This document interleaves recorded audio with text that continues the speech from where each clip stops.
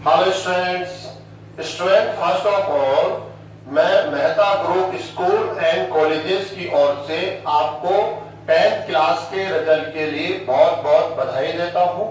साथ ही आपके bright future के लिए शुभकामनाएं प्रेषित करता हूं। स्टूडेंट्स, कोविड-19 की इस परिस्थिति में सबसे अधिक लॉस स्टडी का हुआ है। अब इस लॉस को कैसे रोका जा सकता है, इसका जो माध्यम है या हम कह सकते हैं टीचर्स को स्टूडेंट्स के साथ और स्टूडेंट्स को टीचर्स के साथ जोड़ने का जो माध्यम है वो ऑनलाइन डिजिटल क्लास है। तो स्टूडेंट्स, आज से हम आपकी मैथमेटिक्स की स्टडी या हम कह सकते हैं ऑल सब्जेक्ट्स की स्टडी इस डिजिटल क्लास के माध्यम से प्रारंभ कर रहे हैं। तो स्टूडेंट्स, आज से मैं आपको क्लास 11th की मैथमेटिक्स पढ़ाना प्रारंभ कर रहा हूं। तो उसका हम फर्स्ट चैप्टर स्टार्ट कर रहे हैं। फर्स्ट चैप्टर, इसका नाम है समुच्चय। स्टूडेंट, समुच्चय सेट्स काफी अच्छा टॉपिक है, इंटरेस्टिंग है और हम यदि रेगुलर इसको स्टडी करते हैं, जैसा मैं आपको बताता हूं उसके अकॉर्डिंग आप इसको लेकर आगे बढ़ते हैं, तो आपको कहीं भी बिल्कुल भी प्रॉब्लम नहीं होने वाली है। आपको काफी आसानी होगी, इसमें कुछ लर्निंग भी नहीं है। हाँ, अंडरस्टैंडिंग के साथ आपको क्लास को अटेंड करना है। आप जानते हैं मैथमेटिक्स में जो लर्निंग पार्ट होता है वो न के बराबर होता है, अंडरस्टैंडिंग जो पार्ट होता है वो मैक्सिमम होता है।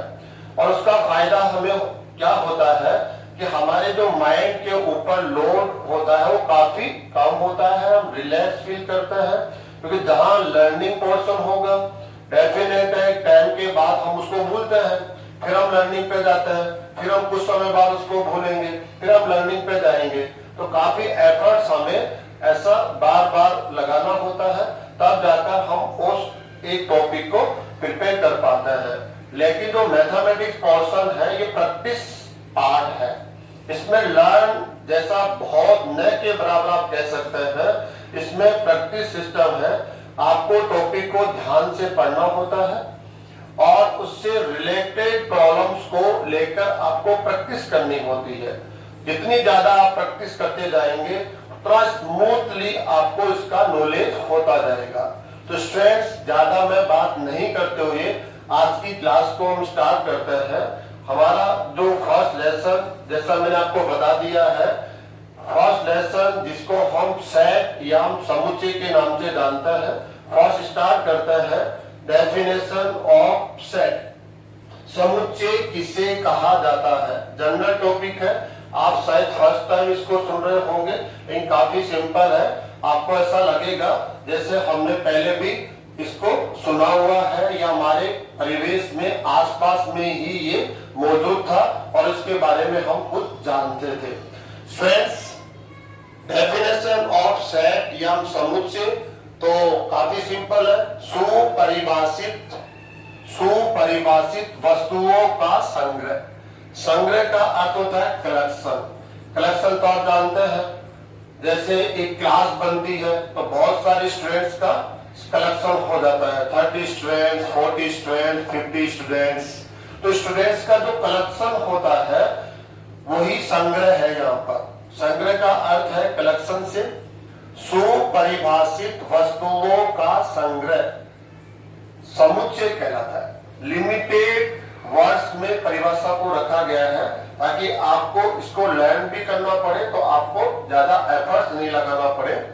सुपरिभाषित वस्तुओं का संग्रह। अब वस्तुओं में आप कुछ भी ले सकते हैं। वस्तुओं में स्टूडेंट हो सकते हैं, वस्तुओं में आप जानवर को ले सकते हैं, वस्तुओं में आप प्लेयर्स को ले सकते हैं, वस्तुओं में आप जिलों को ले सकते हैं, डिस्ट्रिक्ट्स, जैसे राजस्थान के डिस्ट्रिक्ट्स हैं। वस्तुओं में आप स्टेट ले सकते हैं, स्टेट ऑफ इंडिया। आप कुछ भी ले सकते हैं। वस्तुओं में आप जो लेना चाहें वो आप ले सकते हैं। तो वस्तुओं को आप जानते हैं, वस्तुओं में आप A, B, C, D, E, F, G जो ये अल्फाबेट्स है उसको आप ले सकते हैं। हिंदी में A, A, I, है ना, कैक है, गैप, इनका भी आप यूज कर सकते हैं। इन सबको हम वस्तु के नाम से जान रहे हैं, या हम ऑब्जेक्ट्स कह सकते हैं। इन सबको हम क्या बोलेंगे स्टूडेंट्स? ऑब्जेक्ट्स कह सकते हैं। जैसे आपके मैथमेटिक्स के क्वेश्चंस है, first question, second question, third question, fourth question, तो ये सब क्या है? ऑब्जेक्ट्स कहलाएंगे। हमारे लिए यहाँ पर क्या कहलाएंगे? ये वस्तुएं कहलाएंगे। कॉमन वर्ड हम यूज कर रहे हैं, इन सबको एक कॉमन वर्ड से यदि बोला जाए तो क्या बोलेंगे? वस्तु। ये हम क्या कहेंगे? ऑब्जेक्ट्स। तो स्ट्रेस, ऑब्जेक्ट्स और वस्तु का मतलब आप समझ गए होंगे। जो संग्रह में हम ऑब्जेक्ट्स यूज कर रहे हैं, वस्तु यूज कर रहे हैं, वो आपके लिए काफी क्लियर हो गया होगा। तो दोबारा से मैं रिपीट करता हूं, सुपरिभाषित वस्तुओं का संग्रह समुच्चय कहलाता है। सुपरिभाषित वस्तुओं का संग्रह समुच्चय कहलाता है। अब आपके लिए थोड़ा टफ होगा सुपरिभाषित, ये वर्ड आपके लिए सुना सुनाया है, आपने उसको कई बार राइटिंग में भी लिया होगा, कई बार आपने सुना भी है इसको। सुपरिभाषित, इस वर्ड को हमें यहाँ थोड़ा ध्यान से समझने की आवश्यकता है, क्योंकि यहीं से हम इस संग्रह को देखेंगे कि आप सुपरिभाषित है या आप सुपरिभाषित नहीं है। ये हमारे लिए काफी इंपॉर्टेंट होगा। यस और नो दोनों में से हमें एक को चूज करना पड़ेगा कि ये संग्रह सुपरिभाषित है, ये संग्रह सुपरिभाषित नहीं है। सुपरिभाषित को अगर आप इंग्लिश में बोलना चाहेंगे, ए वेल डिफाइंड। वेल डिफाइंड, सुपरिभाषित का मीनिंग क्या हो गया? Well defined. यहां से आपके लिए कुछ आसान हो सकता है कि वेल डिफाइंड का मीनिंग आप क्या समझते हैं, जिसको बहुत अच्छे से परिभाषित किया जा सकता हो, जिसको एक विशेष रूल, विशेष प्रकार से परिभाषित किया गया हो, उसे बोलते हैं वेल डिफाइंड। जिसमें किसी को कंफ्यूजन न हो, जिसमें किसी प्रकार का तर्क वितर्क न हो, किसी प्रकार का विवाद न हो, सभी उसके लिए सहमत हो, उससे हम बोलते हैं वेल डिफाइंड, या हम कहते हैं सुपरिभाषित। तो स्टूडेंट्स आप देखिए, सुपरिभाषित वस्तुओं का संग्रह समुच्चय कहलाता है। यदि मैं इस डेफिनेशन को इंग्लिश में बोलना चाहूं, ए वेल डिफाइंड, ये काफी इंपॉर्टेंट है, a well defined collection of objects. Collection of objects, कौन से ऑब्जेक्ट्स का कलेक्शन? जो वेल डिफाइंड हो, इस पर आप विशेष ध्यान देंगे। कलेक्शन ऑफ ऑब्जेक्ट्स जो क्या हो? वेल डिफाइंड हो। वेल डिफाइंड का मीनिंग मैं रिपीट कर देता हूं, जिसमें कोई तर्क वितर्क न हो, किसी प्रकार का विवाद न हो, सभी उसके साथ सहमत हो और कोई कंफ्यूजन न हो, उसे हम बोलते हैं वेल डिफाइंड। एक रूल के थ्रू सभी ऑब्जेक्ट्स जुड़े हुए हो, एक दूसरे से संबंधित हो, उसे हम क्या बोलते हैं? Well defined. फ्रेंड्स, एक एग्जाम्पल मैं आपके सामने रखना चाहूं कि हम वेल डिफाइंड को कैसे देखेंगे। जैसे मैं आपसे एक क्वेश्चन पूछूं, उस तो आपके लिए ज्यादा आसान हो जाएगा, उसका आंसर देंगे तो आप उसको ज्यादा अच्छे से अंडरस्टूड कर पाएंगे। क्वेश्चन है, राजस्थान जो हमारा स्टेट है, अगर आप राजस्थान के डिस्ट्रिक्ट्स को बोलना चाहे तो आप आसानी से जवाब दे सकते हैं। राजस्थान का जैसे डिस्ट्रिक्ट है, आप कहेंगे अजमेर, कोटा, जयपुर, झालावाड़, बारा, उदयपुर, डूंगरपुर, बीकानेर, ईटीसी। इस प्रकार से जो जो मैंने नाम लिए हैं और जो मैं नाम और ले सकता हूं, उनमें आपको कोई कंफ्यूजन नहीं है। आप ये नहीं कह सकते कि सर आपने जो नाम लिए हैं वो राजस्थान का डिस्ट्रिक्ट नहीं है। कोई विवाद नहीं है इनके बीच में। क्यों? क्योंकि मैंने वही यहाँ पर नाम लिए हैं जो राजस्थान के डिस्ट्रिक्ट है, और मैं आगे नाम लूंगा तो वही लूंगा जो राजस्थान के डिस्ट्रिक्ट है। तो उसमें किसी प्रकार का कोई विवाद नहीं है, इसलिए इस संग्रह को, इस कलेक्शन को हम क्या बोलेंगे? A well defined collection of object, सुपरिभाषित वस्तुओं का संग्रह। क्यों? क्योंकि आप सभी राजस्थान के जिले हैं। ये कॉमन डेफिनेशन इन सबके साथ है। आप सभी कौन है? राजस्थान के जिले, इसलिए कॉमन डेफिनेशन आपके साथ मौजूद है। इसलिए हम क्या बोलेंगे? सुपरिभाषित वस्तुओं का आप संग्रह है, और आपको क्या कहा जाएगा? समुच्चय। क्या बोला जाएगा स्टूडेंट? समुच्चय कहा जाएगा। A well defined collection of object is called sets. एक और एग्जांपल अगर हम आपके सामने रखना चाहूं तो एग्जांपल में क्या रख सकता हूं? ऐसे आप अपने कंट्री को ले लीजिए, इंडिया। अब इंडिया की जो स्टेट्स है, इंडिया के जो स्टेट्स है उनमें किसी को लेकर कोई तर्क वितर्क नहीं होता है। क्यों नहीं होता है? क्योंकि सब फिक्स है। जैसे स्टेट में फर्स्ट बोल सकते हैं राजस्थान, उत्तर प्रदेश, बिहार, गुजरात, पश्चिम बंगाल, कर्नाटक, उत्तराखंड। इस प्रकार से स्टूडेंट्स आप ये जितने भी स्टेट्स बोल रहे हैं इनमें आपको कोई कंफ्यूजन नहीं होगा। क्यों? क्योंकि ये सब ये सब इंडिया की क्या है? स्टेट है। अब इंडिया की स्टेट है, इसलिए इन सब में एक कॉमन डेफिनेशन है, कॉमन रूल को ये फॉलो कर रहे हैं कि आप स्टेट्स ऑफ इंडिया है। इसलिए आपके इस संग्रह को हम क्या बोलेंगे? सुपरिभाषित संग्रह।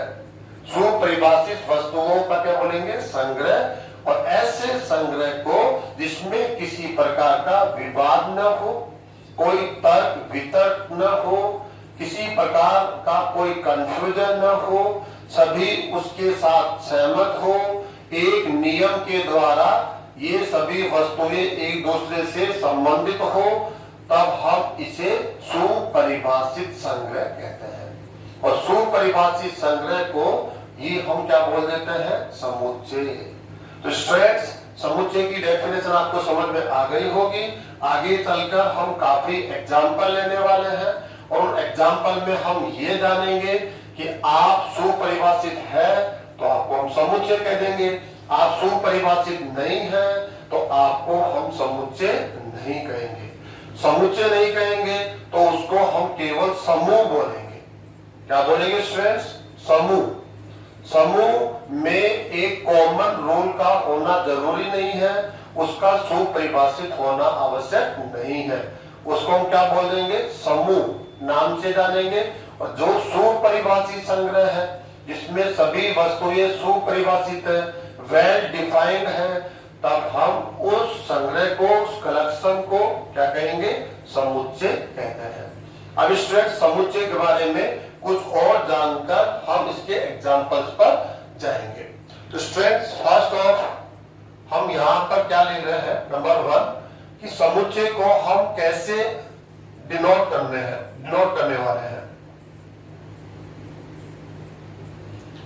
कोई भी एक समुच्चय आपको मिलता है तो आप उसे शॉर्ट फॉर्म में, संक्षिप्त रूप में कैसे डिनोट करेंगे, किससे आप राइट करेंगे, या किसने राइट कर रखा है तो आप कैसे उसको पहचानेंगे कि ये एक समुच्चय है। तो हम लोग यहाँ पर कुछ छोटी छोटी जानकारियां एक समुच्चय को लेकर यहाँ पर हम पहले नोटेट कर लेते हैं, उसके बाद हम एग्जांपल्स लेंगे। तो काफी आसान है। यहाँ पर स्टूडेंट्स मैं लिख देता हूं, समुच्चय को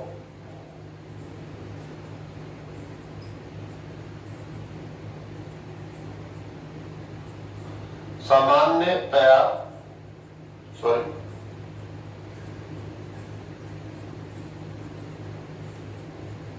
जो इंग्लिश अल्फाबेट है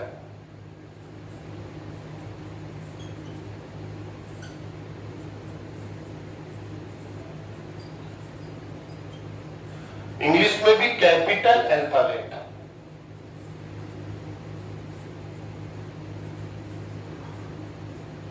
जैसे ए बी सी, कैपिटल सी,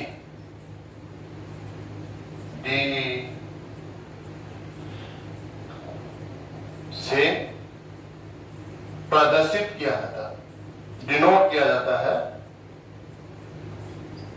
ये जानकारी स्टूडेंट्स आप सबको रखनी है। यदि किसी भी समुच्चय को आपने किसी एक संग्रह को कह दिया कि अरे ये तो समुच्चय है, अब समुच्चय है तो उसको हमें एक साइन देना है जिससे हम उसको पहचान पाए कि समुच्चय है, हमें डिनोट करना है, और वो भी शॉर्ट साइन हमें चाहिए। तो समुच्चय को शॉर्ट साइन हम क्या कहते हैं, वो कौन सा साइन होता है, तो हमने यहाँ पर नोटेट किया है। कोई भी समुच्चय हो, आपने कह दिया अरे ये तो समुच्चय है, तो उसको हम क्या नाम देंगे। अगर स्टार्ट फर्स्ट समुच्चय है तो उसको आप ए नाम देंगे, कैपिटल लेटर का यूज करेंगे आप, capital A, capital B, capital C, capital D. जैसे फर्स्ट समुच्चय आपको मिला, स्टार्ट में मिला कि ये मेरा फर्स्ट सेट है, तो आप उसको ए नाम दे देंगे। उसके बाद सेकंड सेट आपको मिलता है तो आप बी से डिनोट करेंगे, थर्ड मिलता है तो उसको आप सी से डिनोट करेंगे, फोर्थ को आप डी से डिनोट करेंगे, फिफ्थ मिलेगा तो ई से डिनोट करेंगे। ऐसे डिनोट करते करते हम आगे बढ़ते जाएंगे। अब किसी के माइंड में ऐसा हो सकता है, ऐसा क्वेश्चन जनरली बनता है कि सर ऐसे तो हमारे पास 26 लेटर है, एक्स वाई जेड, जेड पे जाके हम 26, तो टोटल हम 26 सेट्स को ही डिनोट कर सकते हैं। अगर 27 नंबर का कोई सेट हमें मिला तो उसको हम कैसे डिनोट करेंगे। तो स्टूडेंट्स मैं क्लियर कर देना चाहता हूं, एक क्वेश्चन में मैक्सिमम 2, 3, 4, 5, 6 इतने ही आपको सेट मिलते हैं एक क्वेश्चन के अंदर। उससे जनरली ज्यादा सेट नहीं मिलता है, 5, 7, 8, 9, 10 इतने मिल सकते हैं, इतना भी नहीं है। जनरली हम देखते हैं 4 और 5 पर जाकर हम मैक्सिमम ले लेते हैं कि एक क्वेश्चन में इतने सेट हमें मिल सकते हैं। तो क्या होगा, जैसे ही नेक्स्ट क्वेश्चन पे आप जाएंगे तो वापस कहां से स्टार्ट करेंगे, आप ए से स्टार्ट करेंगे, A, second set B, third set C. जैसे ही नेक्स्ट क्वेश्चन आएगा वापस हम किससे डिनोट करने वाले हैं, ए से स्टार्ट करने वाले हैं। तो कभी भी आप ये नहीं सोचे कि ये जो डिनोट साइन है वो हमें कम पढ़ने वाले हैं, कभी कम नहीं पढ़ते हैं। ये ए बी सी डी ई पर जाकर ही हम लोगों के लिए सफिशिएंट होते हैं, आगे जाकर हमें यूज लेने की आवश्यकता ही नहीं पड़ती है, क्योंकि इतने सेट हमें एक क्वेश्चन में नहीं मिलते हैं। तो ये फर्स्ट स्टेप हमने पढ़ा कि समुच्चय को जनरली इंग्लिश कैपिटल अल्फाबेट्स से डिनोट किया जाता है। सेकंड जो पॉइंट है जो इससे रिलेटेड है उसको जानना भी बहुत जरूरी है, वो है समुच्चय का अवयव।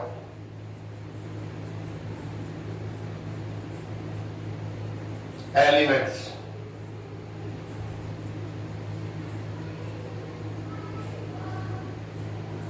काफी इंपॉर्टेंट है एलिमेंट्स, इसको भी हम रेगुलरली यूज करते रहेंगे। Elements, elements of set, elements of set, समुच्चय का अवयव। ठीक है, तो ये जानना जरूरी है कि समुच्चय से संबंधित अवयव कौन है, अवयव किसको कहा जाता है। तो काफी आसान है, हमने इसकी डेफिनेशन में क्या कहा, सुपरिभाषित वस्तुओं का संग्रह। सुपरिभाषित वस्तुओं का संग्रह क्या कहलाता है, समुच्चय। तो ये जो संग्रह है, ये जो कलेक्शन है, इस कलेक्शन में जो वस्तु है, जितनी भी वस्तु है 5, 10, 50, 100, 1000 है ना, जितनी भी वस्तु है, हर एक वस्तु को आप क्या कहेंगे, अवयव, एलिमेंट। हर एक वस्तु उसको आप यहाँ एलिमेंट बोलने वाले हैं। आप डिफरेंट डिफरेंट नाम न देकर उन सबको हम एलिमेंट के नाम से जानने वाले हैं। इंग्लिश के साथ देखेंगे ऑब्जेक्ट्स, डेफिनेशन में देखा, a well defined collection of objects. तो ये ऑब्जेक्ट्स होते हैं, ये जो कलेक्शन आपने लिया है इसमें जो ऑब्जेक्ट्स है, हर एक ऑब्जेक्ट को हम लोग यहाँ एलिमेंट्स कहने वाले हैं। तो काफी आसान है, समुच्चय का अवयव क्या होता है, इसकी डेफिनेशन में क्लियर कर देता हूं। समुच्चय में विद्यमान हम कह सकते हैं, परिभाषित कह सकते हैं, प्रत्येक एक वस्तु, या हम कह सकते हैं ऑब्जेक्ट।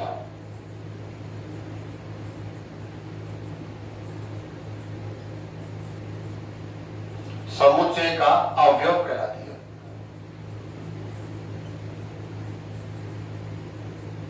कहलाती है या कहलाता है?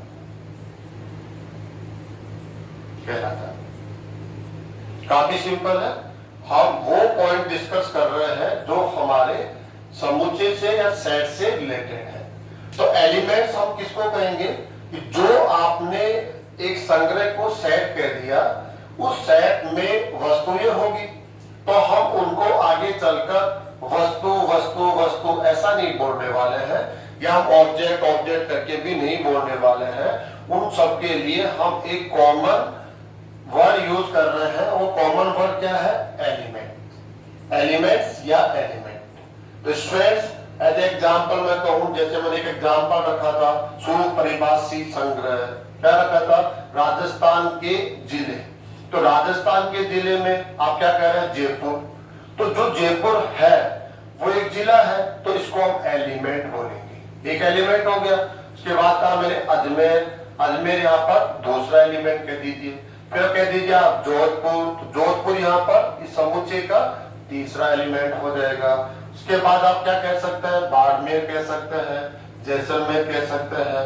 इस प्रकार से जितने भी जिले हैं उन सबको हम लोग एक कॉमन वर्ड यूज कर रहे हैं, वो क्या होगा? एलिमेंट। आप सब एलिमेंट्स हैं।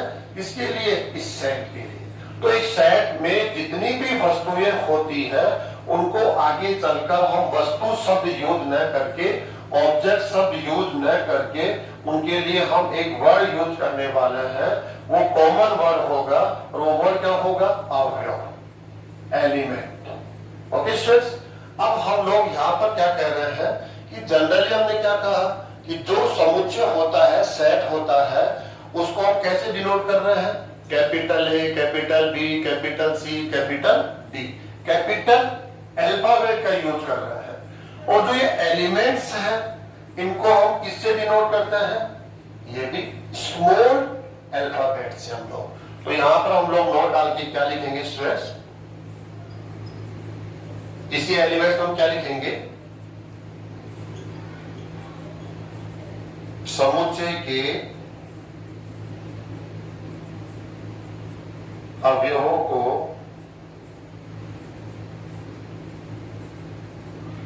सामान्यतया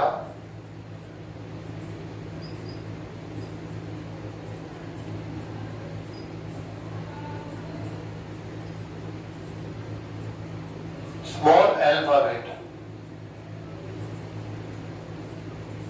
स्मॉल ए, small B, small C, small D etc से प्रदर्शित किया जाता है।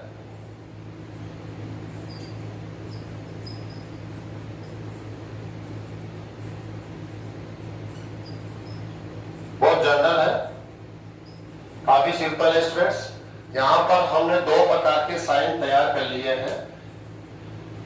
यदि किसी भी समुच्चय को डिनोट करना हो तो आप इंग्लिश कैपिटल अल्फाबेट्स का यूज करेंगे। आप किसी भी सेट को डिनोट करने के लिए capital A, capital B, capital C, capital D इनका यूज कर सकते हैं। ये भी आप पर फोर्स नहीं है कि आप स्टार्ट ए से करें।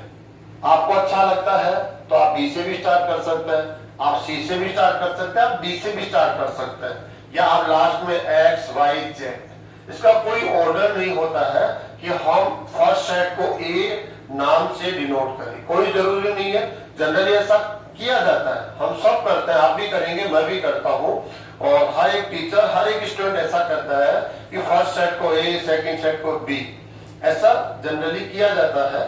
लेकिन ऐसा जरूरी नहीं है, ऐसा कोई रूल नहीं लिखा गया है कि ऐसा ही किया जाए। आप जो चाहे सेट के लिए इनमें से साइन यूज कर सकते हैं। ऐसा ही हम क्या कह रहे हैं, जो एलिमेंट्स होते हैं उनके लिए स्मॉल। स्टूडेंट्स, हमने यहाँ तक देख लिया कि समुच्चय के अवयवों को जनरली इंग्लिश स्मॉल अल्फाबेट्स, जो एलिमेंट्स है उनको small alphabet A B C D इनका हम यूज करते हैं। यदि कभी डिनोट करना पड़े, कभी हमें लेना पड़े तो स्मॉल अल्फाबेट आप यूज करेंगे। स्टूडेंट, कुछ साइन हम लोग यहाँ और पढ़ने वाले हैं। कौन सा साइन पढ़ने वाले हैं? जैसे नोट फर्स्ट आप कह सकते हैं इसको, अब नोट सेकंड में आप कह सकते हैं, आपको एक साइन पढ़ने को मिलेगा, ए बिलोंग्स टू कैपिटल ए। एक मैथमेटिक्स फॉर्मेट है, इसका मीनिंग क्या होता है, इसको हम कैसे रीड करते हैं, इसका जो डेफिनेशन है वो क्या है। तो हमें क्या देखना पड़ेगा, हम जान चुके हैं कैपिटल लेटर हम सेट के लिए यूज करते हैं, तो आप एक सेट है हमारे लिए, और स्मॉल लेटर हमेशा एलिमेंट के लिए यूज करते हैं, ये ऑलरेडी हमने यहाँ पर डिनोट कर दिया है। समुच्चय को जनरली कैपिटल लेटर से यूज किया जाता है और एलिमेंट्स को स्मॉल लेटर से यूज किया जाता है। तो दोनों साइन आप ऑलरेडी समझ चुके हैं। अब स्मॉल है एलिमेंट है, कैपिटल है कोई एक सेट है, और ये जो साइन होता है ये होता है बिलोंग। बिलोंग का मतलब होता है उसमें विद्यमान होना, उसमें उपलब्ध होना, उसका मेंबर होना। यूं समझ लीजिए जैसे आपकी एक फैमिली है और आप उस फैमिली का मेंबर है। फैमिली को आप सेट मानिए, समुच्चय मानिए, और उस फैमिली में जितने मेंबर है उनको आप एलिमेंट कहिए। आप भी उस फैमिली का एक एलिमेंट है। आपके जो ब्रदर्स है, सिस्टर्स है, फादर, मदर, ग्रैंडफादर, ग्रैंडमदर, जितने भी फैमिली के मेंबर है वो सब उस फैमिली के लिए क्या है, एलिमेंट है।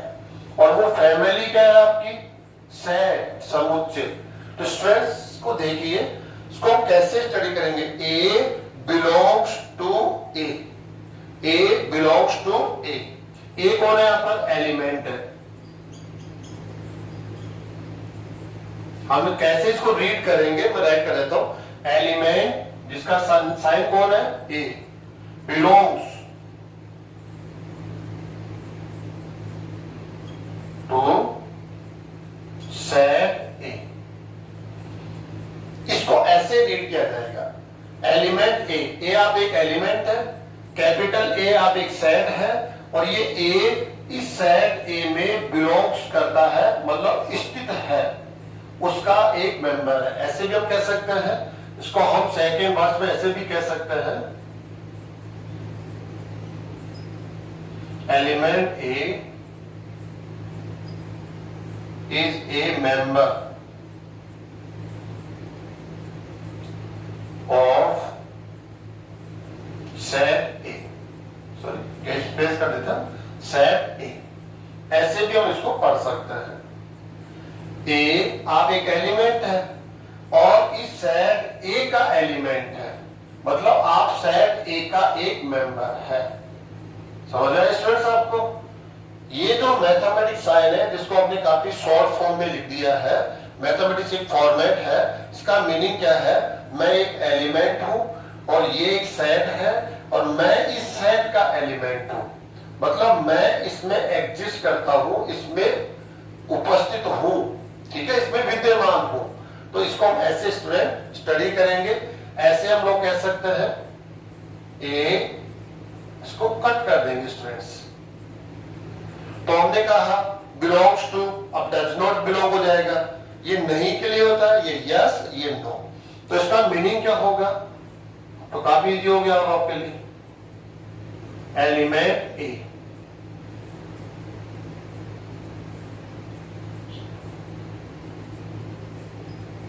does not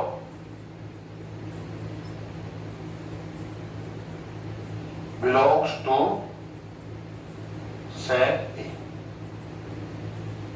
इसका मीनिंग है आप एक एलिमेंट है जो सेट ए में नहीं है, आप सेट ए का एलिमेंट नहीं है, इसका मीनिंग ये हो गया। और अदर वर्ड में हम इसको कहेंगे, तो अदर वर्ड में कैसे कहेंगे स्टूडेंट्स, एलिमेंट ए, जैसे हमने कहा था ना, is a member, isn't, is not member of set ए।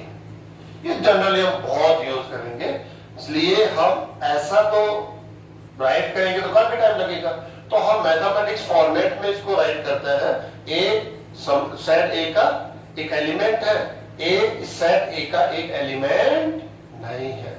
तो स्ट्रेटजी आपको समझ में आ गया होगा। हमने दो जानकारियां यहाँ पर कलेक्ट कर ली है। फर्स्ट तो देखो हमने डेफिनेशन को स्टडी किया है। डेफिनेशन क्या है, बहुत शॉर्ट में डेफिनेशन हमने यहाँ पर ली है, सुपरिभाषित वस्तुओं का संग्रह। संग्रह का अर्थ कलेक्शन से है। कलेक्शन में कौन होगी, कलेक्शन किसका होगा, वस्तुओं का।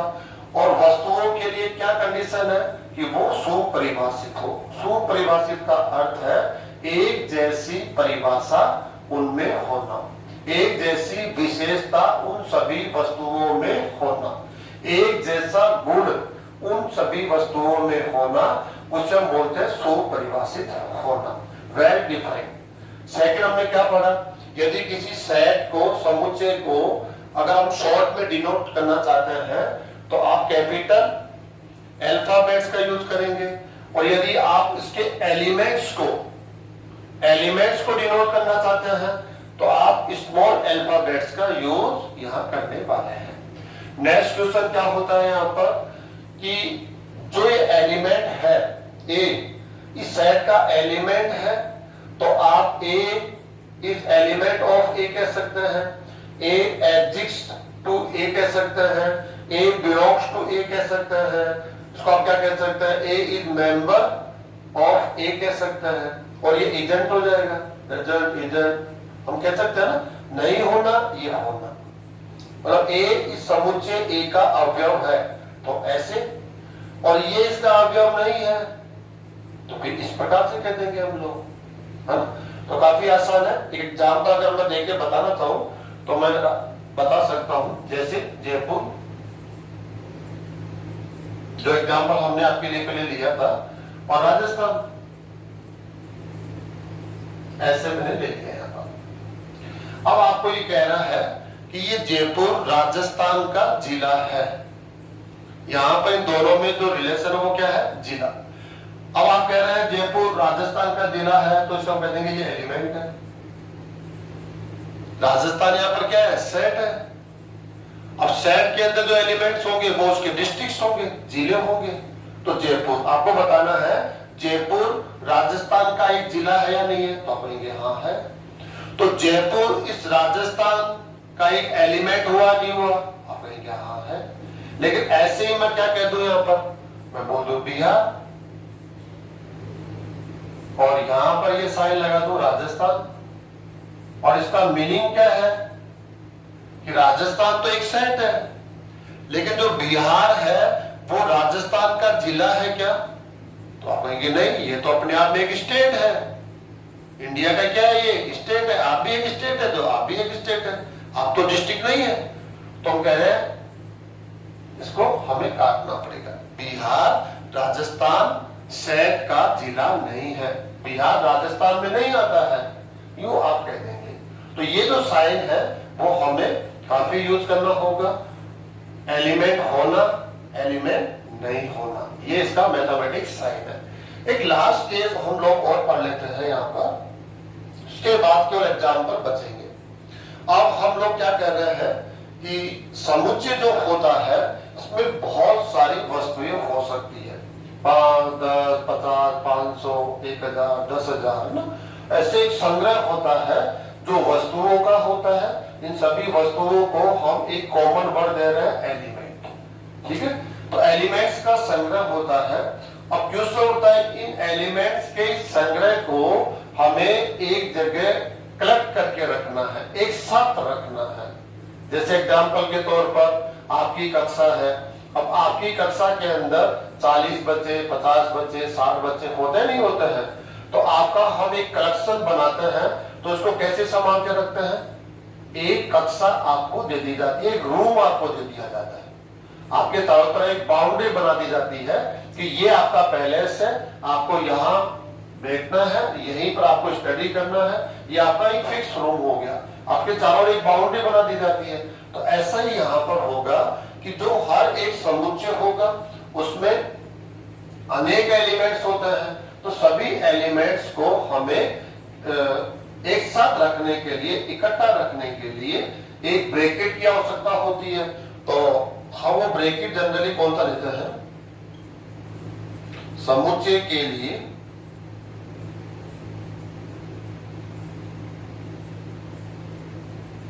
सामान्यतया ये जो मंजिला ब्रैकेट है, कर्ली ब्रैकेट का प्रयोग किया जाता है। ये भी आप ध्यान रखेंगे और हर क्वेश्चन में इसका यूज किया जाएगा। समुच्चय के एलिमेंट्स को एक साथ रखने के लिए, संगठित रखने के लिए आपको एक मंजिले कोष्ठक का यूज करना है। जो कर्ली ब्रैकेट है उसका आपको यूज करना होता है। जितने भी एलिमेंट होंगे, जितनी भी वस्तुएं होगी जो इस सेट के अंदर है, वो सबके सब इस ब्रैकेट के इनसाइड हम लोग वहां राइट करने वाले हैं। तो स्टूडेंट्स, ये हमने एक सेट को लेकर और उससे रिलेटेड जो पॉइंट्स है उनको लेकर स्टडी करी है।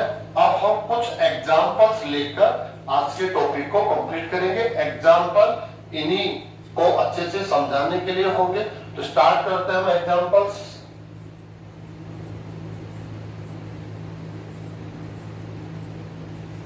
तो स्टूडेंट्स, हम एग्जांपल लेकर आज के टॉपिक को और थोड़ा सा स्ट्रॉन्ग करना चाहेंगे। तो फर्स्ट एग्जांपल हमने लिया है। हम लोगों को मिलेगा क्या? हमें मिलेगा वस्तुओं का संग्रह, कलेक्शन ऑफ ऑब्जेक्ट्स। आपको बहुत ध्यान से इस कलेक्शन में जो ऑब्जेक्ट्स है, जो वस्तुएं हैं, उनको देखना है और ये जानना है कि ये सभी वस्तुएं सुपरिभाषित है, वेल डिफाइंड है, तो आप उसे समुच्चय कह देंगे। और यदि सुपरिभाषित, वेल डिफाइंड नहीं है तो आप उसे समुच्चय नहीं कहेंगे, वो केवल एक समूह बनकर रह जाएगा। उसको आप समूह तो कहेंगे लेकिन समुच्चय नहीं कहेंगे। अब ये क्वेश्चन स्टार्ट करते हैं। फर्स्ट हमने एक संग्रह लिया है। इस संग्रह में क्या है?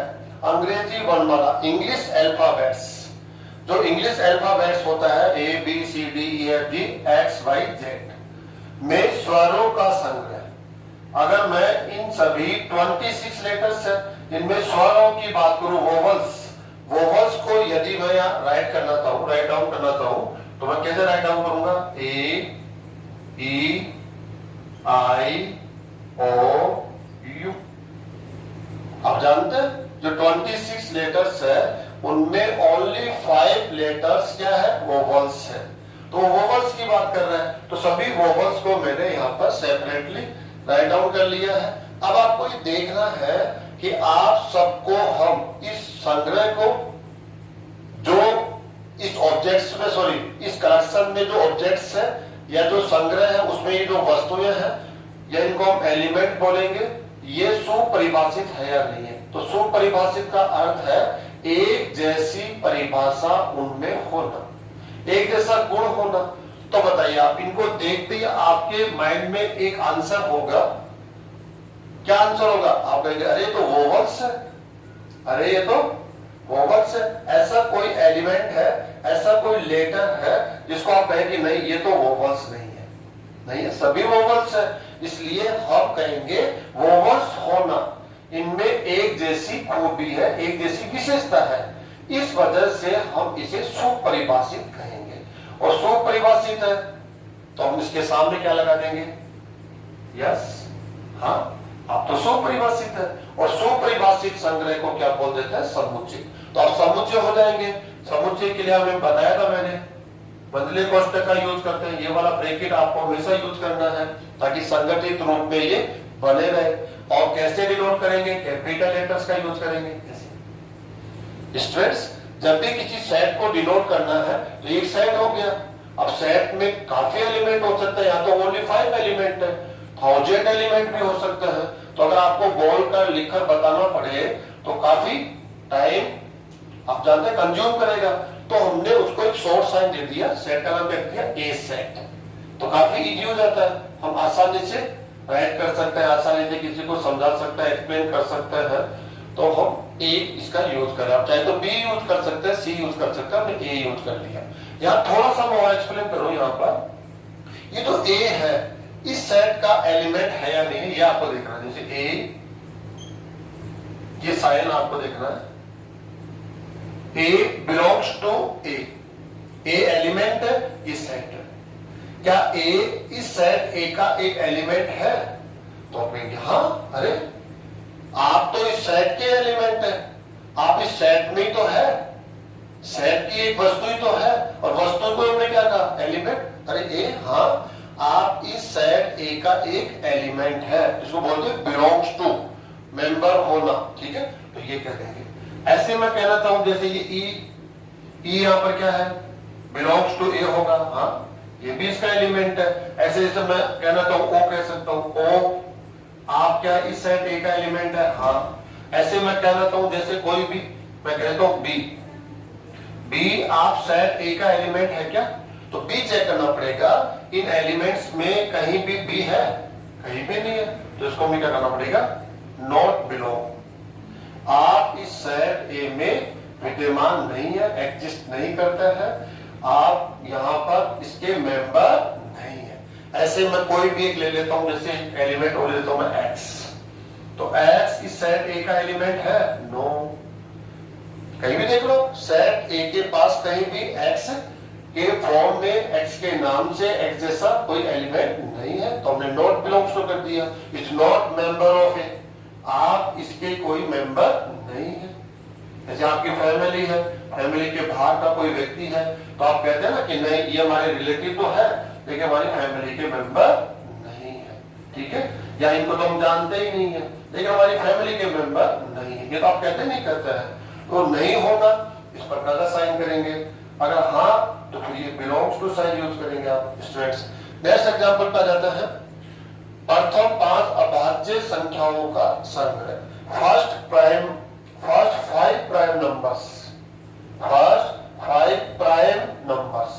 अगर फर्स्ट 5 प्राइम नंबर्स, तो आप स्टार्ट करेंगे कहां से, प्राइम नंबर में जो फर्स्ट प्राइम नंबर होता है स्टूडेंट्स आप जानते हैं 2, फर्स्ट प्राइम नंबर कौन होता है 2, इसके बाद कौन होता है 3, आफ्टर 5 7 स्टूडेंट्स 11। आप प्राइम नंबर है, आप प्राइम नंबर क्यों है, प्राइम नंबर की डेफिनेशन तो आप जानते होंगे ना स्टूडेंट्स।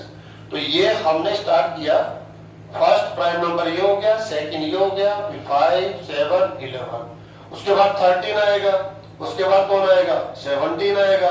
लेकिन उनको हम क्यों नहीं ले रहे हैं, क्योंकि ओनली 5 के लिए कहा है, और 5 है वो भी कहां से, फर्स्ट स्टार्ट से, इसलिए हमने 2 से स्टार्ट किया है, ठीक है। तो यहां पर हम क्या कह रहे हैं, ये ब्रैकेट यूज किया जाएगा और इस सेट को कोई भी एक साइन हम देंगे, किसे डिनोट कर देंगे, इसको बी से डिनोट कर देंगे। जैसे हमने ए से इसको डिनोट कर दिया तो इसको बी से डिनोट कर देंगे। अब ये इसके एलिमेंट है। अब ये सुपरिभाषित क्यों है, क्योंकि ये किसी से भी नोटेट करवा लीजिए, किसी को भी जो प्राइम नंबर की डेफिनेशन को जानता है उसको कहिए कि फर्स्ट 5 प्राइम नंबर्स को बोलिए, राइट डाउन कीजिए, तो अगर वो जानता है तो वही कहेगा 2 3 5 7 11। हाँ, उसके बाद नॉलेज ही नहीं है तो वो बात अलग हो सकती है, तो उसको तो इग्नोर करना पड़ेगा। जिसका नॉलेज नहीं है उससे क्वेश्चन भी नहीं करना चाहिए, वो हमारी बेवकूफी है कि हम उससे वो क्वेश्चन कर रहे हैं जो हमें पता ही नहीं जानता। तो जो नॉलेज रखता है तो वो कहेगा ये होंगे, ठीक है। तो इसमें कोई विवाद नहीं है, तो सब इससे सहमत हो जाएंगे कि हाँ सही है, इसलिए सुपरिभाषित हो गए।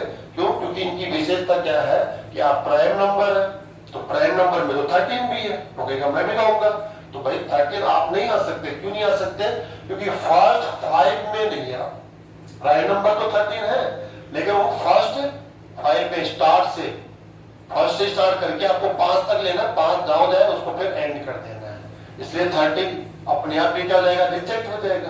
तो ये हो गए ये सुपरिभाषित। तो आप सुपरिभाषित हो गए, तो सुपरिभाषित हो गए उसको क्या बोल देंगे, सेट। ऐसे में कहूं जैसे इसका ये 5 आप सेट ए का एलिमेंट है क्या, हाँ बिल्कुल, बिलोंग्स टू। जैसे अगर 11 सॉरी बी, सेट कौन है ये बी, 11 आप सेट बी का एलिमेंट है, हाँ। ऐसे मैं दूंगा 30 आप सेट बी का एलिमेंट है क्या, 13 इज बिलोंग्स टू बी, कह सकते हैं क्या। 13 चेक तो कीजिए, 13 तो यहाँ सेट, ये सब एलिमेंट्स कहलाएंगे, ये सब element element element element elements, ये भी एलिमेंट्स है। हम कॉमन वर्ड यूज करेंगे एलिमेंट्स। तो 13 तो यहाँ कोई एलिमेंट के फॉर्म में है ही नहीं, तो इसको हमें क्या करना पड़ेगा, is not belong, is not member, आप बी का मेंबर नहीं है। ओके स्टूडेंट्स, थर्ड एग्जांपल, कक्षा 10 आरटीसी के विषयों का संग्रह। कक्षा 10, अब यहाँ पर सीबीएसई अलग बोर्ड चलता है, आरबीएसई अलग बोर्ड चलता है। दूसरे स्टेट में जैसे यूपी बोलो यूपी बोर्ड चलेगा ना, ऐसे बिहार में बिहार बोर्ड चलता है, तो कंफ्यूजन ना हो, हम गलत नहीं हो जाए, तो इसलिए हमने आरबीएसई बोर्ड यहाँ पर यूज किया हुआ है। तो यहाँ पर मैं कहूँ कि 10th क्लास वो भी आरबीएसई बोर्ड में जो विषय है, सब्जेक्ट्स है, उनका संग्रह। तो मैं लिखना चाहूंगा जैसे हिंदी, फिर हो गया मेरा इंग्लिश, साइंस, फिर मैंने कह दिया मैथ्स, मैथ्स के बाद में क्या कह दूंगा मैं, एसएसटी, उसके बाद में कह दूंगा संस्कृत। ओके स्टूडेंट्स, ये जो 6 सब्जेक्ट्स है जो आरबीएसई की 10th क्लास में है, डिफाइन है या नहीं है, स्टडी कर रहे नहीं कर रहे बच्चे, आपने भी करी है, यही 6 सब्जेक्ट्स है। हाँ, सीबीएसई जो बोर्ड होगा वहां पर डिफरेंट हो सकता है, अदर बोर्ड में कोई डिफरेंट हो सकता है। जैसे आप कोई संस्कृत ले रहा है तो वो अदर लैंग्वेज जैसे उर्दू भी ले सकता है, पंजाबी ले सकता है, मराठी ले सकता है, तो वो कोई भी अदर लैंग्वेज यूज कर सकता है। तो ऐसा हो सकता है, लेकिन यहाँ कंफ्यूजन क्यों नहीं है, आरबीएसई बोर्ड, हाँ ये भी एक कंफ्यूजन हो गया। कैसे हो गया कि जो थर्ड लैंग्वेज है स्टूडेंट्स, ये जो एग्जांपल्स हमने लिया है यहाँ पर, क्योंकि आरबीएसई जो बोर्ड चलाता है, ये तो कॉमन पेपर हो गए सबके लिए 5 तो, लेकिन जो थर्ड लैंग्वेज पेपर है वो ऑप्शनल रखता है। अब ऑप्शनल रखता है तो उसके ऑप्शनल में काफी सारे है, काफी सारे लैंग्वेजेस है। कैसे, जैसे संस्कृत यूज कर सकता है स्टूडेंट्स, उर्दू वो ले सकता है, मराठी वो ले सकता है, गुजराती वो ले सकता है, ऐसे डिफरेंट लैंग्वेज है जो वो सब्जेक्ट के रूप में चूज कर सकता है। तो हम कह सकते हैं यहाँ पर हमें और भी वो सब्जेक्ट डालने पड़ेंगे जो आरबीएसई बोर्ड हमें परमिशन दे रहा है। ठीक है, आपको डालने पड़ेंगे, और 4 पेपर है, 5 पेपर है, 10 पेपर है, 20 है, वो तो आपको आरबीएसई बोर्ड की वेबसाइट पे जाना पड़ेगा और वहां से देखना पड़ेगा कि आरबीएसई जो बोर्ड है वो 10th क्लास में जो थर्ड लैंग्वेज पेपर है वो कौन कौन से सब्जेक्ट की परमिशन देता है। लेना आपको कोई एक है तो हम कह देंगे, अभी हम उनके बारे में डिस्कस करके छोड़ रहे हैं, क्यों, क्योंकि वो पेपर आप लिख सकते हैं। अभी सारे पेपर का मुझे भी पता नहीं है एक्चुअल के अंदर कि वो कौन कौन सी लैंग्वेज के पेपर यहाँ स्टूडेंट चूज कर सकता है, उसकी वो परमिशन देता है कि आप चूज कर सकते हैं। गिनती के 4-5 तो हमें पता है जनरली, गुजराती, मराठी, पंजाबी, उर्दू, इस टाइप के पेपर तो होते हैं लैंग्वेज पेपर, जैसे संस्कृत और भी हो सकते हैं ना, कभी ध्यान नहीं दिया हमने। तो ऐसे आपको देख के यहाँ राइट डाउन करना पड़ेगा। तो आप क्या हो गए, सुपरिभाषित हो गए, और सुपरिभाषित होते इसको क्या बोल देंगे हम लोग, समुच्चय। नेक्स्ट स्टूडेंट्स, आपकी कक्षा 11th में फर्स्ट डिवीजन 10th क्लास की बात कर रहे हैं, रिजल्ट किसका, 10th क्लास का, विद्यार्थियों का संग्रह। अच्छा स्टूडेंट्स को हमने साइन नहीं दिया, इसको हम सी सेट बोल देंगे, इसको हम डी बोल देंगे स्टूडेंट डी। अब क्या होगा इसके अंदर, आपकी कक्षा, आप 11th क्लास में आ गए, 10th पास करके आए हैं, तो 10th पास करके आए हैं तो आपकी कक्षा में मान लीजिए 40 विद्यार्थी है, 40 स्टूडेंट्स है, और 40 स्टूडेंट्स में हमें ये देखना है कि वो स्टूडेंट जो 60% या उससे प्लस स्कोर करके आया है, उनको कहेंगे सब हाथ ऊपर रखेंगे, तो हाथ ऊपर रखेंगे तो हम देख लेंगे गिनती के कितने बच्चे हैं, साथ ये तो 30 बच्चे हैं, कितने स्टूडेंट्स है 30, उन 30 स्टूडेंट्स का आप यहाँ पर नाम नोटेट करेंगे। ठीक है, यहाँ पर जो भी नाम होगा, first, fifth, second, fifth, third, fifth, fourth, ऐसे। अभी करंट में तो क्लास है ही नहीं, अभी क्लास है वो क्या है, ऑनलाइन क्लास जा रही है, ऑफलाइन क्लास नहीं है। अगर यही टॉपिक हम ऑफलाइन पढ़ रहे होते तो काफी आसान हो जाता। ये क्वेश्चन हम कर देते कि जिस स्टूडेंट्स का 10th क्लास में 60% या 60% प्लस स्कोर है वो खड़े होंगे, तो स्टूडेंट खड़े हो जाएंगे, क्लियर हो जाएगा, वो सुपरिभाषित हो जाएंगे। क्यों, क्योंकि उनकी 60 या 60% प्लस है। जो स्टूडेंट बैठे हुए हैं वो है जो उसको फुलफिल नहीं करते हैं। तो परिभाषा दी 60 या 60% प्लस होना, तो वो खड़े हो जाएंगे तो वो सुपरिभाषित हो गए। और जो बैठे हुए हैं वो सुपरिभाषित नहीं है, तो बैठे हुए उनको नहीं लेंगे, जो खड़े हो गए उनको ले लेंगे। तो ये क्या हो जाएगा, एक सुपरिभाषित संग्रह हो जाएगा। स्टूडेंट्स आपको करना क्या है, यहाँ पर उन विद्यार्थियों का नाम नोटेट करना है और उसको कोई भी सेट दे देना है। उसके बाद आ जाइए आप भारत के राज्यों का संग्रह। भारत के राज्य है, इंडिया है, जिसको हम आई से भी डिनोट करते हैं। जैसे आप कहें ए बी सी डी ई भी ले सकते हैं।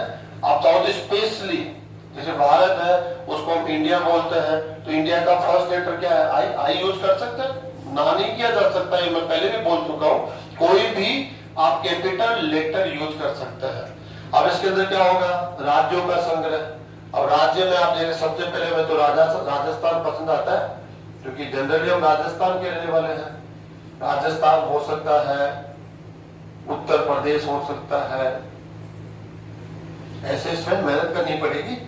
बिहार हो सकता है, पंजाब, हरियाणा,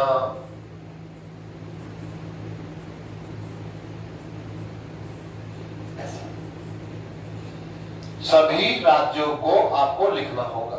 और जब सभी राज्यों को लिख देंगे तो आप कहेंगे ये संग्रह सुपरिभाषित है या नहीं है, तो आप कहेंगे अरे हाँ ये तो सुपरिभाषित है। क्यों सुपरिभाषित है, क्योंकि आप भारत देश के राज्य हैं।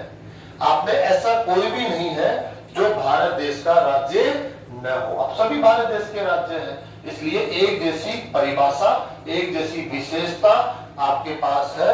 इसलिए हम आपको क्या बोलेंगे, सुपरिभाषित। और सुपरिभाषित संग्रह को हमने क्या बोला है, समुच्चय सेट। तो स्टूडेंट आपको समझ में आ गया होगा। और हम 2 से 3 एग्जाम्पल और लेंगे जहां पर हम कहेंगे कि ये सुपरिभाषित नहीं है, कुछ कंफ्यूजन टाइप का हम एग्जाम्पल यहाँ पर लेंगे, तो वो थोड़ा और ज्यादा जो कंडीशन है उसको क्लियर करने वाला है। तो हम कुछ एग्जाम्पल लेकर और हम आगे बढ़ते हैं। नेक्स्ट एग्जाम्पल स्टूडेंट्स, आपकी कक्षा, आप 11th क्लास में है, कि सुंदर विद्यार्थियों का संग्रह। आपकी क्लास में 50 स्टूडेंट्स हैं, ऐसा हम लोग मानकर चलते हैं, 50 स्टूडेंट्स हैं। अब आपको क्या करना है, विद्यार्थी आपको लिस्ट ओनली आपकी क्लास से, क्लास के बाहर वाले स्टूडेंट्स को नहीं लेना है, जो आपकी कक्षा में है और जिनको आप सुंदर मानते हैं। तो आप स्टूडेंट जानते हैं कि जब आप जो लिस्ट बनाएंगे या आपका जो दोस्त लिस्ट बनाएगा या आपके पास में जो विद्यार्थी बैठा है और कोई स्टूडेंट जो आपकी क्लास का है, किसी भी विद्यार्थी की लिस्ट मैच हो ये जरूरी नहीं है। अगर 2, 3, 4 की मैच भी हो गई तो कम से कम एक ऐसा विद्यार्थी जरूर होगा जो कहेगा कि नहीं, मैं आपकी लिस्ट से सहमत नहीं हूं, मेरे अकॉर्डिंग सुंदर विद्यार्थी यह है, और आप कहेंगे नहीं मेरे अकॉर्डिंग तो यह है। तो वहां क्या हो गया, विवाद हो गया। विवाद हो गया तो ये जो समूह बन रहा है, ये जो संग्रह बन रहा है, वो सुपरिभाषित नहीं है। क्योंकि जो तार्किक रूप से सत्य हो, जिसके लिए सब सहमति दे देते हो, किसी प्रकार का विवाद न हो, कंफ्यूजन न हो, उसे हम बोलते हैं सुपरिभाषित। जो लॉजिकली सबको सेटिस्फाई करता हो उसको हम सुपरिभाषित, वेल डिफाइंड कलेक्शन कह देते हैं। और वेल डिफाइंड कलेक्शन को हम क्या बोलेंगे, यहाँ पर सेट बोलते हैं। अब क्वेश्चन कहा है, ऐसा प्रॉब्लम क्यों आई, सुंदर विद्यार्थी। अब सुंदर विद्यार्थी, इसका कोई स्केल नहीं है, कोई पैमाना नहीं है जिसके बेस पर मैथमेटिकली ऐसा कोई स्केल नहीं बना है जिसके बेस पर हम ये कहें कि हाँ ये विद्यार्थी सुंदर है, ये विद्यार्थी सुंदर नहीं है। जैसे लेंथ का मेजरमेंट किया जा सकता है, आपका वेट का मेजरमेंट किया जा सकता है, आपका जो परसेंटेज है, स्कोर, उसका मेजरमेंट किया जा सकता है। एग्जाम लिया जाएगा और स्कोर लाकर ये बताया जा सकता है ये स्टूडेंट 90+ रह गए, ये 80 to 90 के बिटवीन रह गए, ये 70 to 80 रह गए। ऐसा स्केल बनाया जा सकता है। लेकिन जो सुंदरता है उसका क्या स्केल होता है, किसको सुंदर कहा जाए, किसको सुंदर नहीं कहा जाए। इसका कोई स्केल नहीं है। इसमें कहीं न कहीं विवाद की स्थिति बनी रहती है, इसलिए हम कह सकते हैं सुंदरता इसको निर्धारित करने का कोई प्रॉपर स्केल नहीं है। इसलिए हम कहेंगे जब भी हम ऐसे विद्यार्थियों को चुनेंगे तो दूसरा जो ग्रुप है, दूसरे विद्यार्थी है, उससे सहमत हो ऐसा जरूरी नहीं है। इसलिए इस संग्रह को आप सुपरिभाषित नहीं कह सकते। क्यों नहीं कह सकते? क्योंकि सुंदरता को मापने का कोई स्केल नहीं है। आप ये सोच रहे हैं कि कलर के बेस पे हम सुंदर कहेंगे, ऐसा जरूरी नहीं है। कई बार होता है कि जो कलर जनरली कम पसंद आता है, जैसे ब्लैक कलर है, जनरली माना जाता है कि सुंदर नहीं होते, लेकिन ब्लैक कलर भी आप जानते हो उन्होंने बहुत अच्छा आगे जाकर, जैसे कहते हैं हम लोग ब्यूटी क्वीन के नाम से जाना जाता है, आगे जैसे कई कॉम्पिटिशन उन्होंने जीते हैं। तो हम ये नहीं कह सकते हैं कि कलर के बेसिस पर कि ये सुंदर है, ये सुंदर नहीं है, या हाइट के बेसिस पर, या फेस के बेसिस पर, या उसके बॉडी का जो फिजिकल स्टेटस उसके बेसिस पर, किस बेस पे हम सुंदरता को हम देखें कि ये सुंदर है, सुंदर नहीं है। तो ये कंफ्यूजन वाला काम है, इसमें हम प्रॉपर लिस्टेड नहीं कर सकते हैं, इसलिए इसको हम लोग सुपरिभाषित संग्रह नहीं कहेंगे, इसको हमें काटना पड़ेगा। और जो सुपरिभाषित नहीं है उसे हम क्या बोलेंगे? आप कोई समुच्चय नहीं है। ये समुच्चय नहीं है स्टूडेंट्स। आपके स्कूल के बुद्धिमान विद्यार्थियों का संग्रह, आपके स्कूल में मान लेते हैं हम लोग 3000 बच्चे हैं साहब, 3000 स्टूडेंट्स है। अब आपको लिस्ट बनानी है इन स्टूडेंट्स में से जो आपके स्कूल में हो और जिनको आप क्या कहें, इंटेलिजेंट कहें हम लोग, जिनको हम बुद्धिमान कहते हैं। तो आप कैसे डिसाइड करेंगे साहब? मुझे बता दीजिए। आपके पास ऐसा कौन सा रूल है जिसके बेसिस पर आप ये कहेंगे कि आप बुद्धिमान और आप बुद्धिमान नहीं हो? आप सोच रहे होंगे कि हम उसका परसेंटेज देखेंगे, तो परसेंटेज भी देख लोगे आप लोग, लेकिन परसेंटेज से कैसे डिसाइड करोगे आप? 90% प्लस वाले को बुद्धिमान कहेंगे आप, या 95 प्लस वाले को बुद्धिमान कहेंगे आप, या आप 60% जो फर्स्ट डिवीजन आ जाएगा उसको बुद्धिमान कहेंगे? क्या स्केल बनाने वाले हैं? और आप स्केल जो बना रहे हो वो स्केल दूसरा कोई फॉलो करेगा, दूसरा स्टूडेंट, वो तो आपसे तर्क कर लेगा, नहीं मेरे अकॉर्डिंग तो जो 97% या उससे प्लस आ रहा है ना वो बुद्धिमान है, आप करें 90 प्लस, तो फिर कैसे लिस्ट बनेगी? आप जो लिस्ट बना रहे हैं वो दूसरा विद्यार्थी सहमत नहीं है, और सहमत नहीं है तो विवाद की स्थिति है। तो वहां पर क्या देंगे? ये सुपरिभाषित नहीं है, वेल डिफाइंड नहीं है। क्यों? क्योंकि बुद्धिमान इसको मापने का कोई स्केल नहीं है। कई बार ये भी होता है जो अशिक्षित है, वो बुक पढ़ना नहीं जानता, कुछ भी नहीं जानता, वो उसने कभी स्कूल ज्वाइन ही नहीं करी, लेकिन वो भी बुद्धिमान होता है। उसने भी आगे जाके उसको गवर्नमेंट जॉब नहीं मिली होगी, लेकिन उसने भी अपना खुद का एक साम्राज्य व्यापार बनाया और बहुत आगे निकल गया, काफी सक्सेस उसने प्राप्त करी। तो उसके पास माइंड था तभी तो सक्सेस रहा होगा।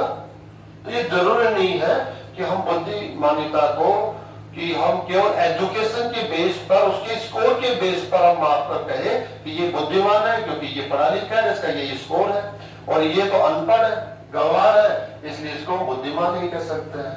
उसको मौका ही नहीं मिला, ऐसी परिस्थिति उसके पास रही कि जिसकी वजह से उस समय उसको स्कूल जाने का मौका नहीं मिला। मौका मिला तो उस समय उसका वहां पर दिमाग नहीं लगा, लेकिन दिमाग तो था। समय के बाद उसको समझ में आया कि नहीं मुझे भी कुछ अच्छा करना है, दिमाग तो उसके पास था, उसने कुछ अलग रास्ते पे चलकर बहुत अच्छा कर लिया। तो हम कह सकते हैं कि बुद्धिमान की को मापने का कोई स्केल नहीं होता। इसलिए हम कहते हैं आपके स्कूल के बुद्धिमान विद्यार्थियों का संग्रह ये विवादित काम है, ऐसा संग्रह हम नहीं बना सकते हैं। बना भी लेंगे तो सबकी सहमति उसमें नहीं मिलेगी, उसमें विवाद रहेगा कि नहीं इसको बुद्धिमान क्यों ले लिया आपने, इसको बाहर करो इस लिस्ट से, इसको शामिल करो, इसलिए इसको हम सुपरिभाषित नहीं कहेंगे। खतरनाक जानवरों का संग्रह। अब साहब जानवर तो आप जानते हैं, हम भी जानवर ही है, जो भी जीव है वो सब जानवर है। अब खतरनाक जानवरों का संग्रह आप कैसे? आपको लिस्ट बनानी है खतरनाक जानवरों का। आप कहेंगे साहब हम तो सांप से डरते हैं, तो सांप हमारे लिए क्या हो गया? खतरनाक। लेकिन कई लोग ऐसे हैं जो कहेंगे सांप कब से खतरनाक हो गया, लाओ मेरे सामने सांप बताओ, काम मैं पकड़ के बताता हूँ, उसको गले में डाल लेता हूँ, ये लो सांप, उसके लिए तो खतरनाक नहीं है। आप कहेंगे साहब शेर खतरनाक है, तो आपके लिए हो सकता है, लेकिन ऐसे भी कई लोग हैं जो शेर के साथ रहते हैं, शेर के साथ रहते हैं, उसकी सेवा करते हैं, उनके लिए तो खतरनाक नहीं होगा। कैसे डिफाइन करेंगे भाई? आप अपने अकॉर्डिंग थोड़ी मानेंगे, आप जो लिस्ट बना रहे हैं उससे सबकी सहमति मिलना जरूरी है ना। आपकी सहमति से काम नहीं चलता। आप इंडिया लेवल पर या वर्ल्ड लेवल पर सब सहमत हो कि हाँ इन्होंने जो लिस्ट बनाई है ये खतरनाक जानवर है और दुनिया का हर एक व्यक्ति इस लिस्ट से सहमत है, तो आप मानते हैं हो जाएगा? नहीं होगा।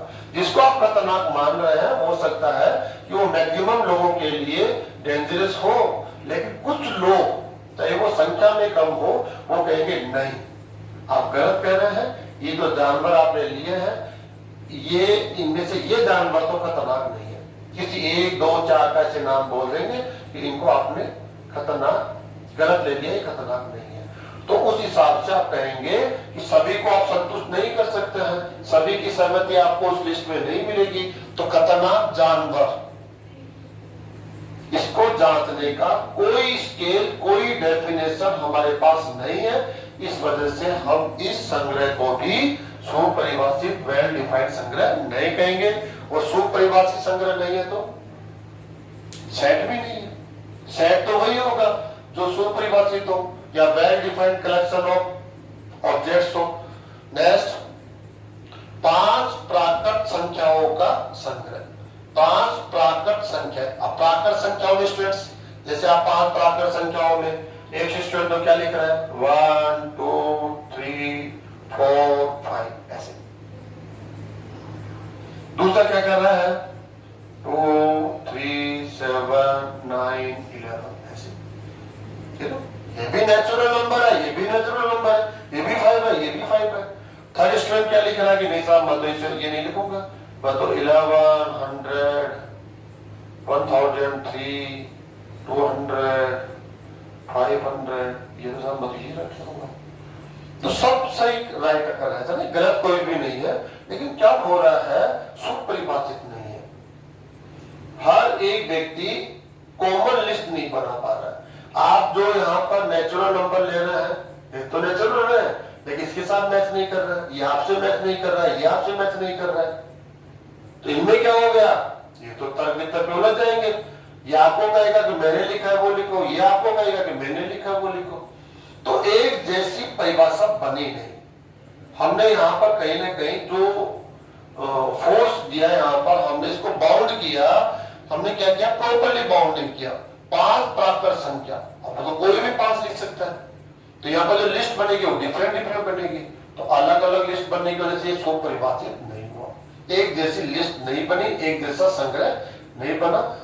हाँ अगर इसको हम कर देते हैं प्रथम 5 प्राकृत संख्या, first 5 natural number first start से, तो फिर ये बनता 1 2 3 4 5। ये तो हर एक स्टूडेंट ये लिखता, स्टार्ट उसको 1 से करना पड़ता, क्योंकि फर्स्ट से स्टार्ट करा, फर्स्ट 5 नेचुरल नंबर, तो फर्स्ट तो 1 हो गया, फिर 2 3 4 5, सीधी बात। लेकिन ऐसा उसने नहीं किया, उसने कहा कि फर्स्ट से जरूरी नहीं है, आप तो कोई भी 5 प्राकृत संख्याओं का संग्रह लिखो तो यहाँ डिफरेंट डिफरेंट कंडीशन आती है, इसलिए इसको भी हम सुपरिभाषित नहीं कहेंगे। नेक्स्ट स्टूडेंट्स, भारत की महिला सांसदों का संग्रह। अब भारत की जो महिला सांसद है, अब ये तो आपको देखना पड़ेगा, जो आपके इलेक्शन होते हैं, एमपी के जो इलेक्शन होते हैं, जो सेंट्रल गवर्नमेंट जहां से बनती है, तो यहाँ पर आपके पास क्या है पुरुष सांसद भी है, महिला सांसद भी है, तो आपको क्या करना है उस लिस्ट में से महिला सांसद को देखना है। मान लीजिए वो अब देखेंगे, लिस्ट देख लेंगे टोटल एमपी कितने हैं, टोटल सांसद कितने हैं, और उनमें महिला सांसद जो जो है फिक्स है, उस लिस्ट में से आप निकलेंगे महिला सांसद है, और यहाँ पर आप उसको राइट डाउन करेंगे सिस्टर एक एक करके, ये फर्स्ट, ये सेकंड, ये थर्ड, ये फोर्थ, जितने भी है, तो ये लिस्ट सबके लिए कॉमन बनेगी, इसमें डिफरेंस नहीं आएगा। क्यों नहीं आएगा? क्योंकि वो बिल्कुल फिक्स है। उनमें से जो महिला लेडीज कैटेगरी है उनको लेकर आप राइट डाउन कर देंगे तो ये एक सेट बन जाएगा, इस सेट को आप ए कह देंगे। ये सुपरिभाषित हो गया, यहाँ पर किसी प्रकार का विवाद नहीं होगा, इसलिए इसको हम सेट बोलेंगे। सेट है तो कैपिटल ए से हमने डिनोट भी कर दिया, इसको हम राइट डाउन भी कर दिया। इनको हमने राइट डाउन करना नहीं है कि सुपरिभाषित नहीं है, समुच्चय नहीं है, तो फिर हम क्यों इनके एलिमेंट्स को लिखे और एक जैसा संग्रह बना भी नहीं सकते। ठीक है, नेक्स्ट एंड लास्ट, सप्ताह में दिनों का संग्रह। स्टूडेंट्स, सप्ताह में दिनों का संग्रह, आप जानते हैं सप्ताह में जो दिन होते हैं वो जानते हैं ना, Sunday, Monday, Tuesday, Thursday, Friday, Saturday. Stress Wednesday रह गया ना, यहाँ पर हमें वेडनेसडे और करना पड़ेगा बीच में, वेडनेसडे। ओके, 7 डेज है जो आपका एक वीक होता है, उस वीक में कितने डेज होते हैं? 7। आप भी यही राउंड अप करेंगे। आपका जो फ्रेंड्स होगा दुनिया के किसी भी कोने में, कोई भी ये कार्य कर रहा होगा तो यही वो 7 डेज लेगा। तो हम कह रहे हैं ये आपका वेल डिफाइंड कलेक्शन है, सुपरिभाषित कलेक्शन है, इसलिए इसको क्या बोल देंगे? समुच्चय। और कोई भी उसको एक नाम दे देंगे, जैसे डब्लू नाम दे दिया हमने इसको। क्या नाम दे दिया स्टूडेंट्स? इसको डब्लू नाम दे सकता है। और इनको तो हम ऐसा नहीं कि अभी कैपिटल लेटर राइट डाउन कर लिया है, आप इनको स्मॉल लेटर लिख सकते हैं या कंप्लीटली राइट डाउन करो ना इसको, भी तो शॉर्ट में लिखा है। आप संडे लिखिए, मंडे लिखिए, Tuesday, Wednesday, Thursday, Friday, Saturday, ऐसे मैंने शॉर्ट में राइट डाउन किया। आप ये कंफ्यूज न हो कि यहाँ पर सेट को हम कैपिटल से लिख रहे हैं और इन एलिमेंट्स को भी कैपिटल से, जबकि एलिमेंट्स को किससे नोटेट किया जाता है? स्मॉल से। हाँ, जनरली ऐसा होता है, लेकिन कभी कभी हम कैपिटल से भी इसको राइट डाउन कर दे तो इतनी बड़ी प्रॉब्लम नहीं होने वाली है। आपको लगता है कि मुझे कैपिटल राइट डाउन करना तो कैपिटल लिख सकते हो, वैसे तो फुल फॉर्म लिखना चाहिए, लेकिन टाइम सेव करने के लिए हम कई बार ऐसा होता है कि उसका शॉर्ट फॉर्म हम लोग यहाँ पर राइट डाउन कर देते हैं। तो स्टूडेंट्स, आज की जो मैथ्स की क्लास हमारी रही, इसमें हमने एक टॉपिक लिया है सेट। सेट क्या है और सेट से रिलेटेड जो पॉइंट है उनको हमने डिस्कस किया और उनसे रिलेटेड जो एग्जांपल्स है उनको लेकर आज के टॉपिक को हमने समझने का प्रयास किया है। अब स्टूडेंट्स, करना क्या है, आपको बड़े ध्यान से आज की क्लास को अटेंड करना है और आप एक नोटबुक लेकर इन सब नोट्स को राइट डाउन भी करेंगे, नोटेट कर लेंगे आप अपने अकॉर्डिंग कि डेफिनेशन ऑफ सेट, रिलेटेड जो पॉइंट्स हमने लिखे हैं उन सबको आप राइट डाउन करेंगे। एग्जांपल्स है, इनकी प्रैक्टिस करेंगे। कुछ एग्जांपल्स है जो मैं आपको असाइनमेंट में देने वाला हूँ, उनको भी लेकर आप सॉल्व करेंगे। आपको कहीं भी कोई प्रॉब्लम आती है तो स्टूडेंट्स, आप डाउट में जाकर आप मुझे उसको सेंड कर सकते हैं और जब मुझे सेंड करेंगे तो मेरे पास आपका डाउट होगा और डाउट को मैं आपको सॉल्व करके उसमें आपकी हेल्प करूंगा। इसके लिए जरूरी क्या होगा स्टूडेंट्स, आपको स्कॉलर्स ERP जो आपने अपने मोबाइल पे डाउनलोड कर लिया होगा, अगर आपने डाउनलोड नहीं किया है तो स्कॉलर्स ERP को आप अपने मोबाइल में डाउनलोड कर लेंगे। उसका जो यूजर आईडी है वो आपके फादर के कॉन्टेक्ट नंबर है और उसका जो पासवर्ड है वो फिक्स रखा हुआ है प्रेजेंट में, अभी स्टूडेंट के हिसाब से अलग अलग नहीं रखा हुआ है। 1 2 3 4 5 अभी कॉमन रखा हुआ है, आने वाले समय में उसको हम आपके अकॉर्डिंग चेंज भी करेंगे। तो जब स्थिति ऐसी बनेगी तब हम आपको उसके बारे में जानकारी जरूर देंगे। तो अभी करंट में जो पासवर्ड है 1 2 3 4 5 और यूजर आईडी है आपके फादर का कॉन्टेक्ट नंबर। हो सकता है फादर का कॉन्टेक्ट नंबर न हो तो आपके मदर का कॉन्टेक्ट नंबर हो सकता है या आपकी फैमिली में किसी एक मेंबर का कॉन्टेक्ट नंबर हो सकता है। तो आपके फैमिली में जो भी कॉन्टेक्ट नंबर है आप एक एक बार उसको यूज करके देखेंगे तो कहीं ना कहीं कोई एक यूजर आईडी उनमें जरूर होगा। फिर भी आपको कोई प्रॉब्लम आती है लॉगिन करने में तो आप जरूर मेहता स्कूल से कांटेक्ट करेंगे और कांटेक्ट करके जितना जल्दी हो सकता है आप इस जो डिजिटल क्लासेस चल रही है उसका पूरा फायदा उठाएंगे। स्टूडेंट, जरूरी क्या है, आपने साइंस मैथमेटिक्स सब्जेक्ट लिया है तो डेफिनेट बहुत अच्छा सब्जेक्ट है, इसमें तो कोई डाउट ही नहीं है कि आपको ये सोचना पड़े कि मैंने कहीं खराब सब्जेक्ट तो नहीं ले लिया है। नो डाउट आपने बेस्ट सब्जेक्ट चूज किया है, लेकिन आपको बेस्ट पढ़ना होगा। बेस्ट पढ़ने के लिए जरूरी क्या है, आपको यहाँ हार्ड वर्क करना होगा, और हार्ड वर्क में आपको लर्निंग नहीं करना है, आपको अंडरस्टैंडिंग करनी है, अंडरस्टूड करना है। हर एक टॉपिक को बहुत अच्छे से समझना है, चाहे आपको उसको 1 से 2 बार 3 बार 4 बार अटेम्प्ट करना पड़े तो आप अटेम्प्ट करिए, लेकिन आपको समझने की कोशिश करनी है, ताकि हमारे माइंड के ऊपर किसी प्रकार का स्ट्रेस न हो, लोड न हो, और आसानी से हम बिना किसी एफर्ट्स के और बहुत कम हम एफर्ट्स लगाते हुए हम काफी आगे बढ़ते चले, और किसी प्रकार की समस्या हमें इस सब्जेक्ट में आगे जाकर देखने को नहीं मिले। अगर आप समझ कर आगे बढ़ेंगे, समझ कर आगे बढ़ेंगे स्टूडेंट्स, तो आने वाले टॉपिक में आपको कहीं भी कोई प्रॉब्लम नहीं आने वाली है। मैथमेटिक्स वो सब्जेक्ट्स है जिसको रेगुलरली अगर कोई स्टूडेंट्स एक सफिशिएंट टाइम देके आगे चलता है तो हमेशा वो बहुत अच्छा स्कोर करता है। इसका सेकंड बेनिफिट है, इसकी मैथ्स अच्छी है, उसकी ऑटोमेटिक फिजिक्स अच्छी हो जाती है। ये आपका एक प्लस पॉइंट है, क्योंकि जो फिजिक्स है वो 50% मैथ्स ही है। अगर आपने मैथ्स को अच्छा कर लिया तो फिर आपको फिजिक्स में उतना एफर्ट्स नहीं लगाना पड़ेगा, ऑटोमेटिक आपका सिस्टम आपको आगे लेकर बढ़ जाएगा। तो ये भी आपको काफी बेनिफिट यहाँ मिलने वाला है, और फ्यूचर में हम और डिस्कस करने वाले हैं कि मैथ सब्जेक्ट से आपका फ्यूचर कैसे ब्राइट हो सकता है, उसको लेकर भी हम कभी आने वाली क्लास में डिस्कस करेंगे। तो स्टूडेंट्स, आज की क्लास को हम यहीं पर समाप्त करते हैं। Okay, thank you students.